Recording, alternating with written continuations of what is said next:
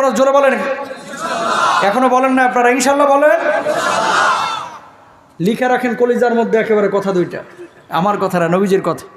পৃথিবীর বুকে যত পাপ আছে আপনি এক ওয়াক্ত নামাজ পড়েন নাই আল্লাহ চাইলে মাফ করে দেবে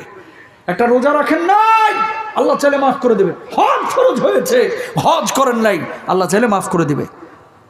যাকাত দেন না এক বছর আল্লাহ চাইলে মাফ করে দেবে কিন্তু এই দুইটা পাপ মাফ করবে না এক নম্বর শিরিক করা দুই নম্বর বান্দার হক নষ্ট করা আপনি যদি 40টা বছর নামাজও পড়েন আল্লাহর কসম আপনি জান্নাতে যাইতে পারবেন না কিয়ামতের ময়দানে যার হক নষ্ট করছেন এর হক না বুঝাইয়া দিলে আল্লাহু আকবার বলেন না কত বড় কথা আল্লাহর আদালতে এই দুইটা পাপ হচ্ছে অজামিনযোগ্য অপরাধ অজামিনযোগ্য বুঝেন তো যেটার কোনো কি নাই জামিন নাই আরে আপনি আমার পকেট থেকে 150 টাকা চুরি করছেন আদালতে মামলা করতে গেলে আদালত হাসবে যাই মিয়া 150 টাকা লাগে মামলা করতে এসে